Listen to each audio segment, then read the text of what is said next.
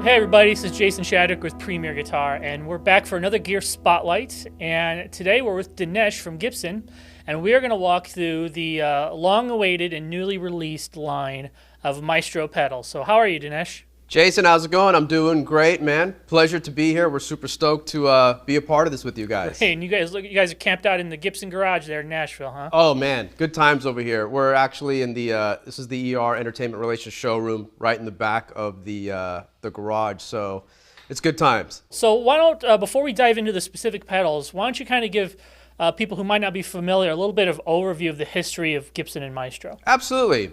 This relationship started a long time ago. Back in the 60s, the Echoplex had come out, and of course this original FZ1A fuzz pedal comes out, debuted in 62.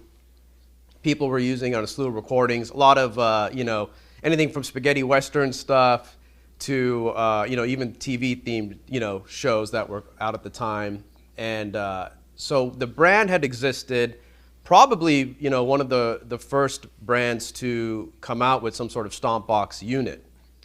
And, then in the early 70s, we had Tom Oberheim join us, who helped us create the ring modulator and the beloved PS1 phase shifter that we all love. The big box guy that looked like the size of like an Atari unit machine, So, Maestro was alive and kicking back in the 60s and early 70s.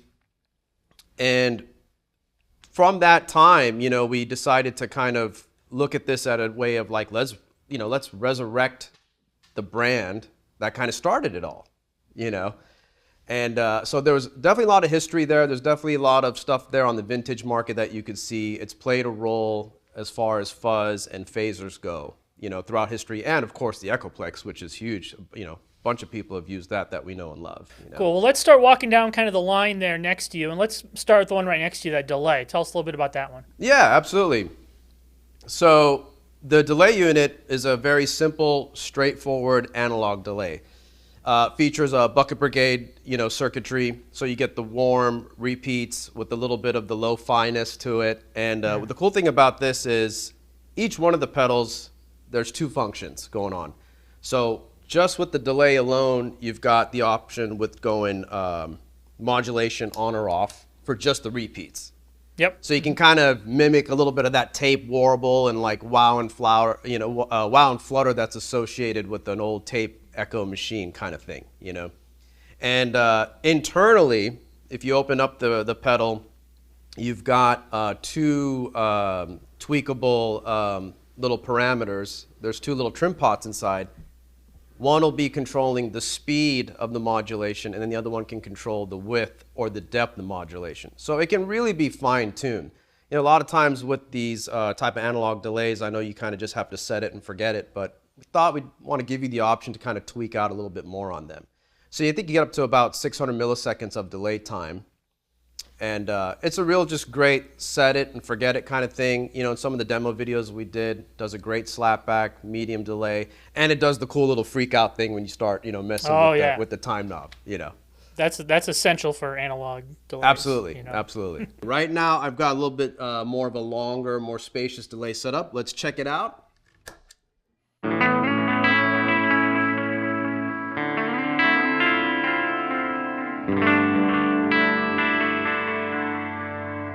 I'll go ahead and max delay time, 600 milliseconds.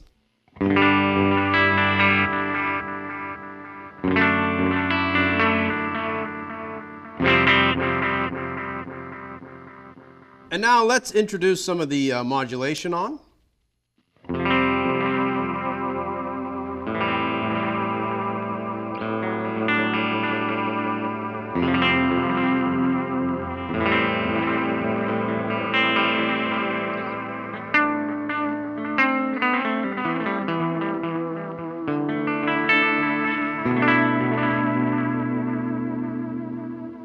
Cool thing here is we can go back to a little slapback.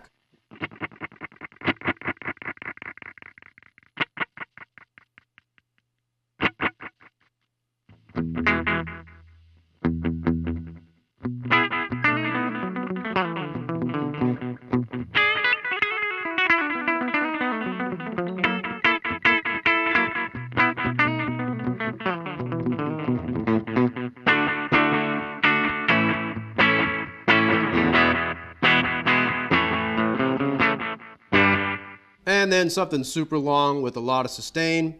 You get that nice little freak out that's associated with a lot of these analog, delay pedals.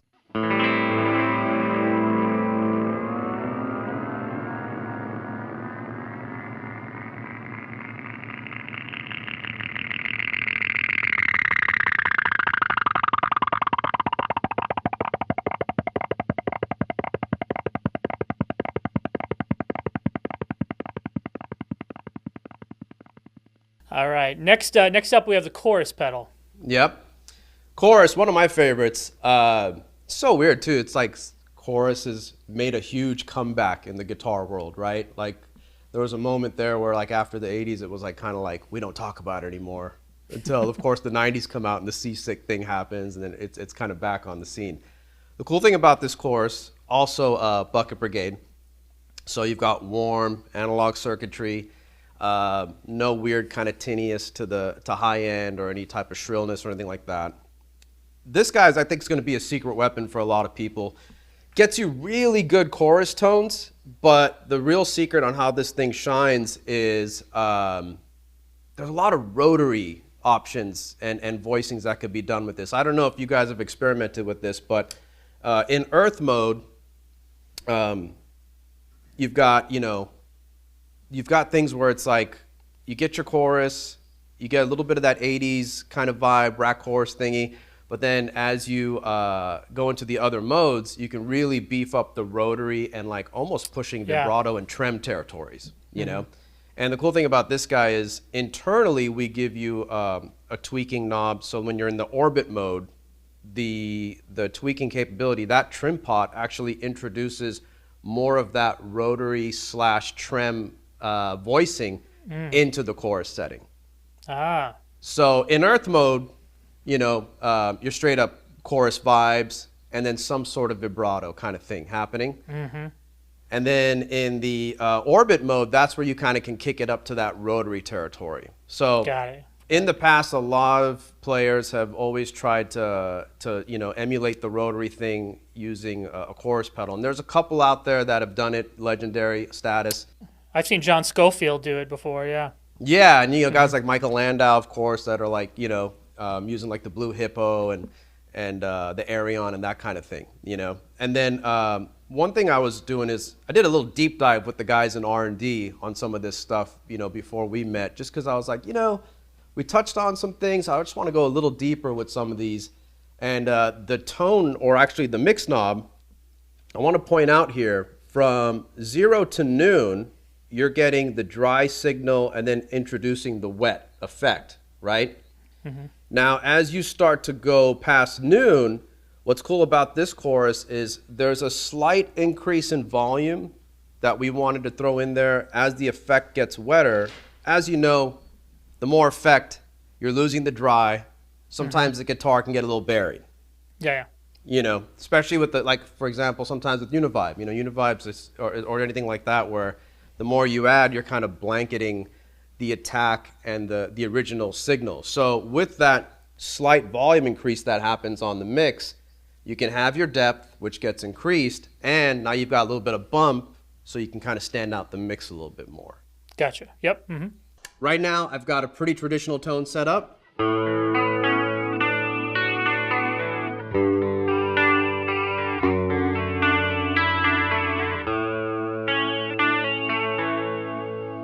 Now watch what happens on the mix knob. Right now, we're about 11 o'clock, and if I go ahead and start playing past noon on this, you'll notice a little bit more of a volume bump, so we can have more depth and we can still stand out in the mix. Here's the mix knob low.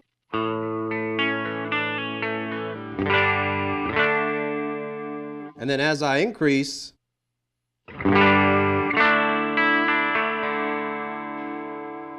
Speed this guy up. A little bit more of a rotary sound here.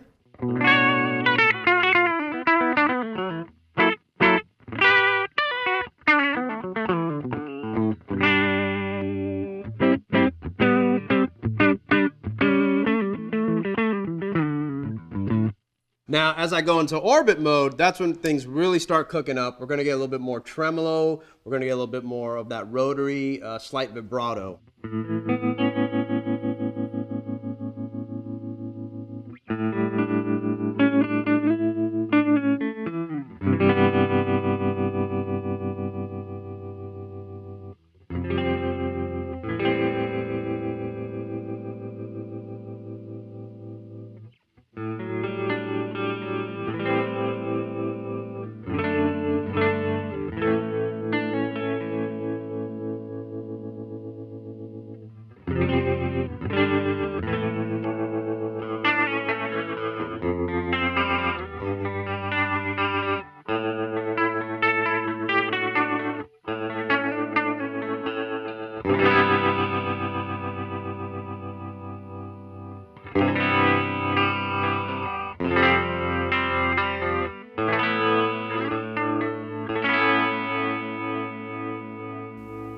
Cool. All right, what's next on there? The red one. Okay, this is the angry guy here. Here we got the Invader distortion. Now, if you're looking for something that's going to give you a good classic rock, hard rock, pushing into metal territories, this is going to be your box. So the one thing I will say about this is we've played this through a few different amps. It's very amp-like. It's almost like when you kick into it, there's a nice little bump in just the feel and just the signal. Kind of really feels like you switched channels on an amp versus a distortion that kind of just blends in. It kind of really feels like there's a bump here. So with this guy, I was able to pull in your classic rock tones, hard rock tones, pushing metal territories, secret weapon on bass. For bass players out there, grab it, throw a little dirt on there. I guarantee you it'll be a fun experiment. And I would say that's going to be another little secret weapon. The gate function on this, highly usable. Oh, good. Highly usable, especially if you're playing single coils or if you are taking advantage of the full high gain setting. And the cool thing about the gate is it's not just like a one parameter setting. There's an internal trim pot to adjust the sensitivity of the gate. Gotcha. You know how it is. Yep. Depending on how you play, depending on what you're sustaining, sometimes the gate can be working against you and cutting off some of the last minute, sections of the notes and the nuances. But, with the trim pot inside on this guy, you can really just set it to fit your playing style. So, if you're aggressive and you're playing with the gain all the way up, yeah, go ahead and crank it up. That way it's like super quiet. If you're playing something a little bit more, sensitive, more dynamic, just roll off the gate a little bit. Gotcha. Yeah, that's very handy with high gain pedals. Right now, I've got the gain about halfway up. We've got the gate on. Just to show you what the noise would be like, there's a little bit there. So the gate is super beneficial, even with humbuckers. And here we go, nice and quiet.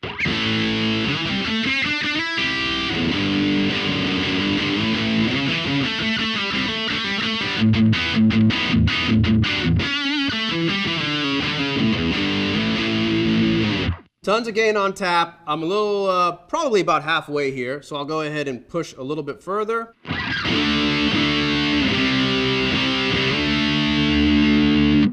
And then let's go a little bit lower.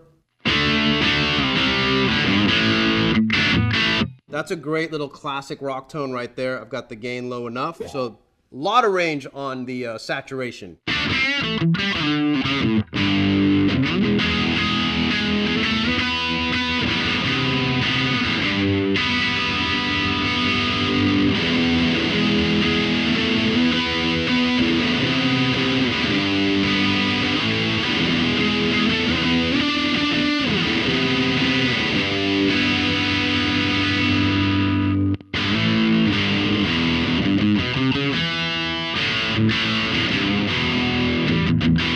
All right, next one up.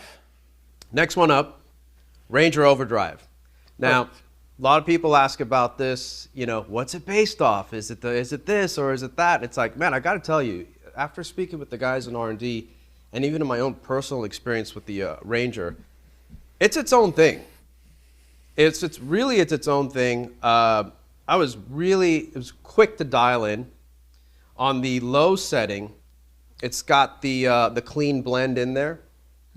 So you've still got you've got the gain, and you've got some of the clean introduced into the signal. So as you know, that's a great way to kind of push an already overdriven amp, maybe an amp that's on the edge of breakup. That's for the players that are going to be in that scenario, you know. And then when you hit on the high mode, now you've got the clean away, you've got a little bit more of a volume boost, you've got some more mids, you've got some more low end, things that you'd want to associate now that the clean is kind of gone from the mix. So again, 2 functions, we don't have to switch through pedals.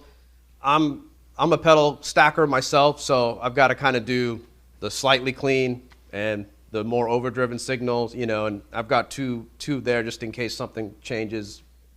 You can kind of just, you know, do that all in one pedal now. Save some real estate, you know. Nice. Yeah, and it's I wanted to kind of, one of the other things I wanted to do, a little Easter egg here for you guys and for everyone out there is it is diode based, soft clipping circuit.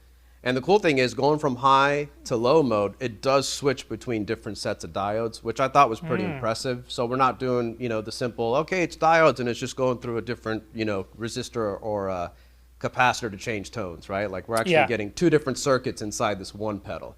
Cool. And one thing we didn't touch on in the demos was this guy can run at 12 volts.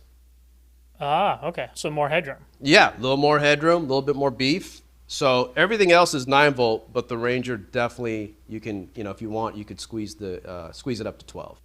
Nice. I'm starting here with the low mode, which is going to introduce a little bit of that clean. This is going to be suitable for those of you that have an amp that is pushing a little bit of breakup or is already have some distortion on there for you.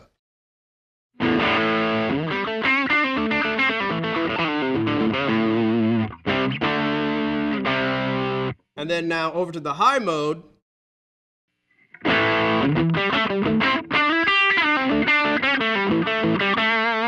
So as you can hear, the clean goes away in the signal, and then we get a little bit more bump in volume, a little more mids, and a little bit more low end.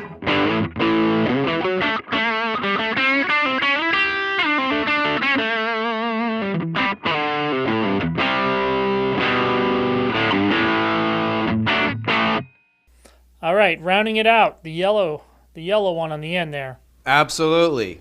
The star of the bunch here, of the group, right? So, derived and inspired from the original FZ1A fuzz. In the classic mode, with the tone all the way up, you have that. So you get your FZ1A, satisfaction guaranteed, right? Right. No pun intended. Now, in the modern mode, this is where we can kind of step away from the 60s voicing fuzzes and get more into the more woolly, you know, bigger, badder, more, you know, great for doom guys or, you know, metal player, sorry, not metal, but like more of like just harder indie, more garage type voicings. Maybe a little spittier sometimes? Definitely a little bit more bolder. Okay. We would say on this, you know, so the classic gives you those classic 60s tones, and then when you hit modern, you get a little bit more, you get a little bit more output bump. The tone controls where it really is sophisticated. When I turn down on the tone knob, you're going to get obviously less high end, and then you're going to get a little bit more bass response added into the signal. And then as we turn the tone knob up, it's a little more interactive. You'll get your high end back, and then it kind of leans out the low end. So now you've got a little bit of a tighter sound. So again, I'm one of those people too where I might have 2 fuzzes on my board because I need to cover 2 different types of things. Again, you can just save real estate, flip the switch, and you've got another fuzz tone already on the same item, you know. And it's nice that even the extreme side of the tone control is useful, because a lot of times on fuzzes, that area of the tone knob is pretty rough. You know, it is a little rough. Yeah. If you've ever, you know, some of the old fuzzes, they're a little harsh, you know. So being able to have that if you want it, and then be able to pad it back with that tone control, I think is super useful. And it's part of the reasons too, when you think of, when you hear some of these recordings, it's like, they've probably, in the final mix, they've dampened down the high end. Yeah. And of course, a lot of these older recordings are just pushing into a analog tape signal and running it hot, and the natural compression occurs. So Exactly. with this tone knob being as interactive as it is, I think it's a lot of flexibility on tap. I've got the classic mode dialed in, which is the FC1A inspired by. Let's go ahead and hear that, and then I'll switch through to the modern voicing.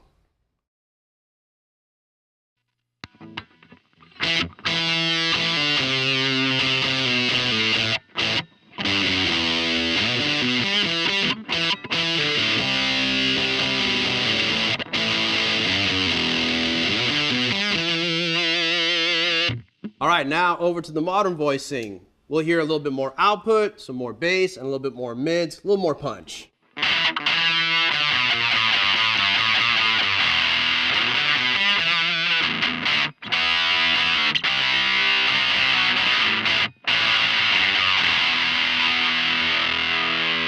I'll go ahead and now demonstrate how interactive the tone control is. Right now it's cranked all the way up, so the bass is leaned out. We've got the high end. Watch what happens when I go noon.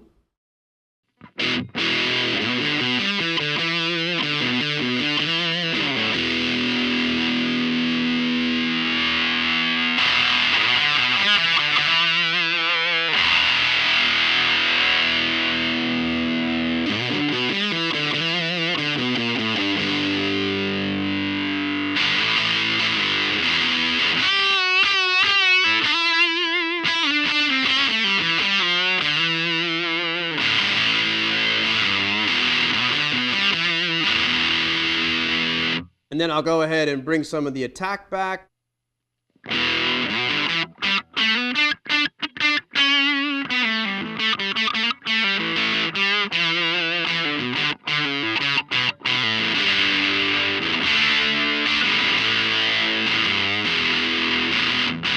And now back to classic with the decreased attack.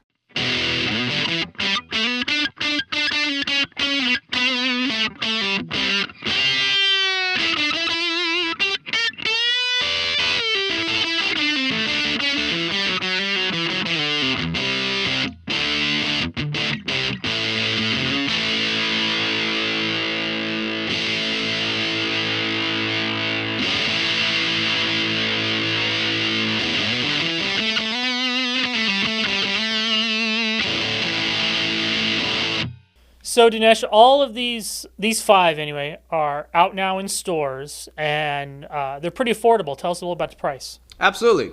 We wanted this to be, this line, we wanted to make it accessible to everyone. So right now, everything is $149. The delay is a little bit more. It's $10 more, $159 for the delay.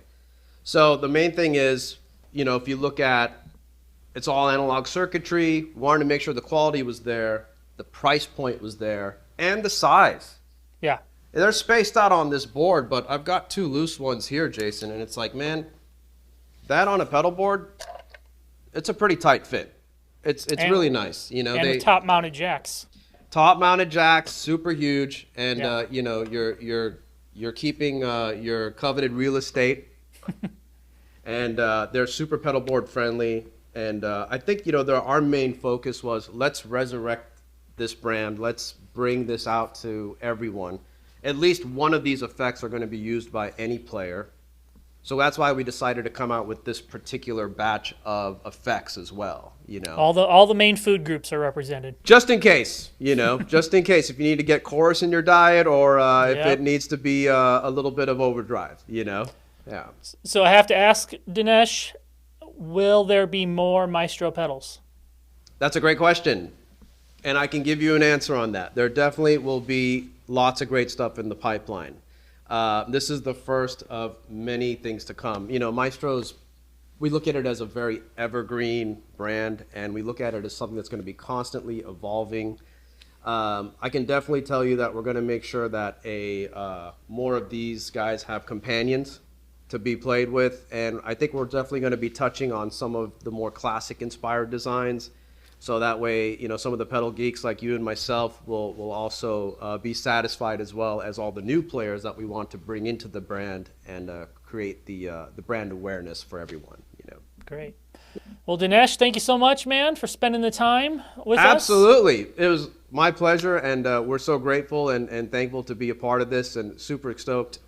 All right, this is Jason Shadrick with Premier Guitar.